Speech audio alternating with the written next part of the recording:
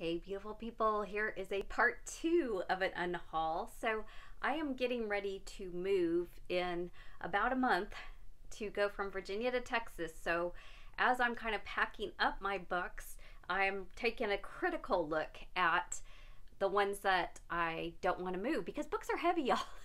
And I literally have 6 boxes of books that I'm taking, 3 of which are almost completely books that I haven't read yet. So I probably shouldn't get a bunch at the library sale in a couple weeks, but I'm going to. I already know that because I just am passionate about books. And I started undoing this bookshelf here, but I've still got these to pack up. So without further ado, here is the rest of my unhaul. If you're interested in any of these books, you can feel free to give me a message and address on my email, enterthebookkristin@gmail.com. I can't make any promises, but I love to pass books forward. I really do. And media mail isn't too expensive. And if I can bless somebody else, that's cool. So, The Big Thirst. This is a nonfiction book about the water crisis and talks a lot about the history of different places that have struggled, who owns river rights, all that kind of stuff. Pretty interesting. I may regret unhauling that, but gonna do it, as well as Owl. I love this short little nonfiction story. It's a journal of a gentleman who had a pet owl, and it was funny and poignant, and actually I think I laughed and cried during that short little book. It was a good read, especially if you're a fan of owls. Also, another really good book was The Yellow House. This one I did as a booktube read along, and it is a story mostly set, I believe it was Mississippi. It's the rural poor South, and kind of on the border, I think, of Louisiana and into New Orleans area. It has some history around a house that she was growing up in, but it's really a commentating story about economics and education and kind of almost school districts and lines and opportunities, and it's just a really thoughtful book. Again, all of these I might regret unhauling because they weren't on my list originally, but I'm being more critical. My Side of the Street. This is a book about a gentleman's experience working on Wall Street. Black Ships Before Troy. This is a kind of retelling fable of the Iliad.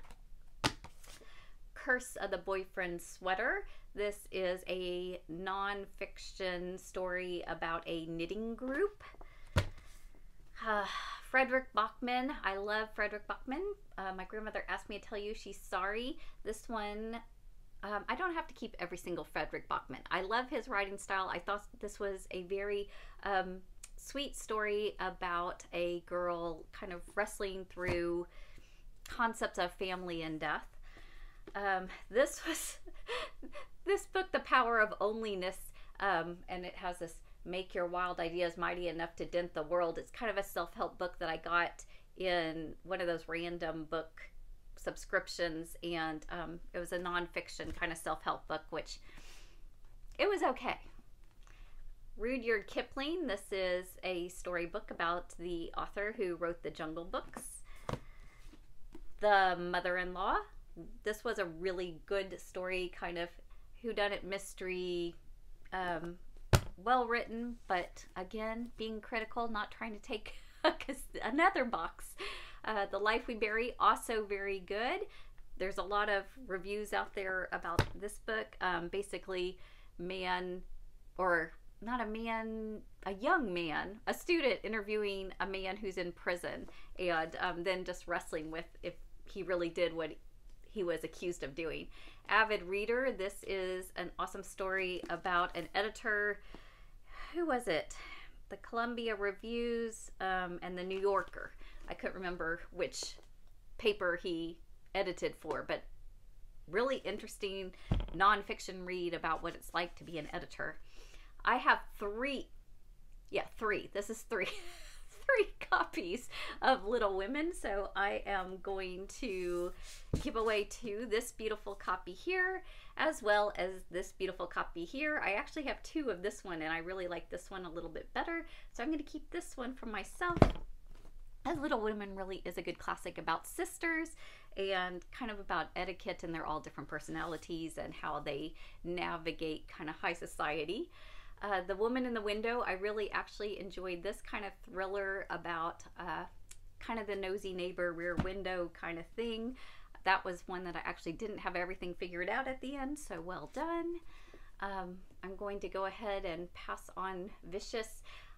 It was okay, but I didn't feel like reading the rest of the series, so I'm going to go ahead and let somebody else find the first copy to see if this is a series for them. There was another book that I really, really liked, and now I can't remember which one it was, but like the author, just that particular series wasn't my favorite. Crazy Rich Asians. I read this book and then went to go see the movie and had a fantastic experience doing that, but going to pass on the book to somebody else to enjoy. This book is a nice, easy beach read, light, fun, one of those kind of romance family dramas. I was going to keep this copy just because my son gave it to me, but he's given me a lot of books, so I'm going to go ahead and pass that one on, as well as Along Came a Spider. Wanted to get into James Patterson. This is the beginning of I had bought another book that I haven't read yet, Jack and Jill, so the Alex Cross series. This is kind of the first one, I guess, so I liked it, but I'm not going to keep them all, so I'm going to pass that on. Fahrenheit 451. I have 2 copies of the exact same book, so I'm going to give that, maybe a student needs it for school because it's a great book. Also, this is a good book.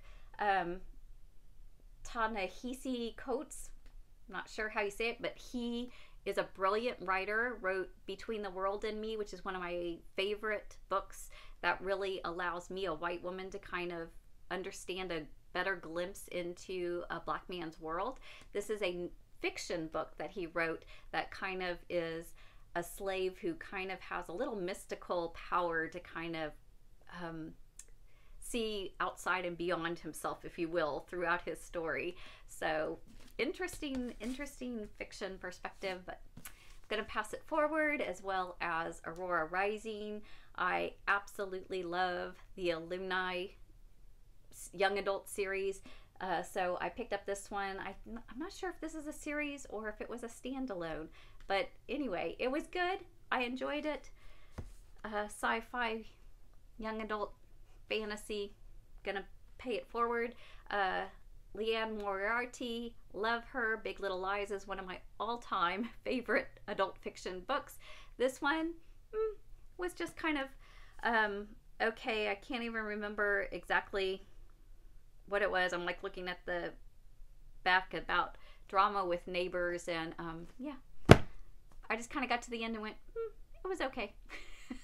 So we're gonna pass it on. Maybe somebody else really will resonate with that one, or connect to that one, because she writes well and she's easy to follow and kind of fun. So those are all the books now that I am unhauling. I am going to take bags of stuff that is junk to the landfill. Then I'm going to fill my car up with the books for the library donation, as well as a bunch of giveaway things that are decent in my house, but I also don't want to move and take them to a yard sale that benefits missions and charity. So if you see this in the next couple days, check in. If I haven't given them away, I'd be happy to pass them forward. I hope that you have an awesome, blessed day. Get inspired to maybe clean up and clear out, even if you're not moving across the country. It does feel a little good, although it's exhausting. It's exhausting, y'all. Take care. Have a fantastic rest of your day.